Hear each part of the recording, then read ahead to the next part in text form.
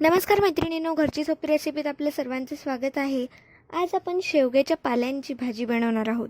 मैत्रिणींनो, ही भाजी खूपच पौष्टिक असते आणि चवीला तर जबरदस्त लागते। तर तुम्ही सुद्धा ही पौष्टिक भाजी नक्की ट्राय करून बघा। तर त्यासाठी आपल्याला शेवग्याचा जो पाला असतो तो अशा प्रकारे वेगळा करून घ्यायचा असतो। आता ह्या पाल्याला आपण स्वच्छ धुवून घ्यायचं आहे आणि त्यानंतर एका कढईत आपण तेल घालणार आहोत। तेलामध्ये आपण मोहरी घालणार आहोत आणि मोहरी व्यवस्थित आपण तडतडू द्यायची आहे। त्यानंतर आपण यामध्ये 1 चमचा जिरं घालणार आहोत। जिरं तडतडल्यानंतर या ठिकाणी लसणाची पेस्ट केलेली आहे ती घालायची आहे। लसणाला बारीक ठेचून यामध्ये घातलं तरी चालणार आहे आणि याला आपण व्यवस्थित तेलात परतून घ्यायचं आहे। हे बघा, तेलात परतून घेतल्यानंतर यामध्ये आपण मिरचीचे उभे काप करून घालणार आहोत। मिरचीचे बारीक काप करायचे नाहीत, कारण आपण जो पाला शेवग्याचा पाला जो घालणार आहोत तो सुद्धा हिरवा आहे, त्यामुळे मिरच्या ओळखण्यासाठी त्यामधून काढण्यासाठी नंतर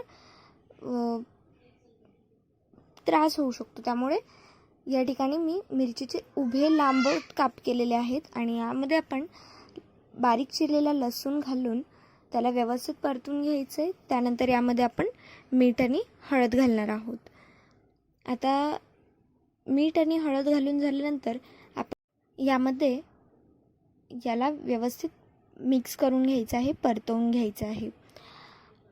आता आपला जो कांदा आहे हा व्यवस्थित शिजलेला आहे। मग आता आपण यामध्ये शेवग्याचा जो पाला आहे तो घालून घ्यायचा आहे। याला व्यवस्थित यामध्ये परतवून घ्यायचं आहे।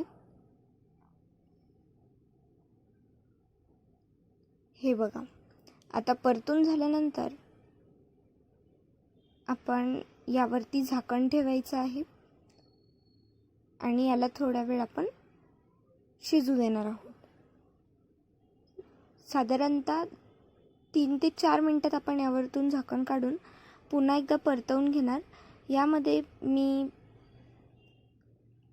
पाव वाटी मूग डाळ आहे ती धुवून घेतलेली होती, ती मी आता यामध्ये घातलेली आहे आणि आता आपण तिला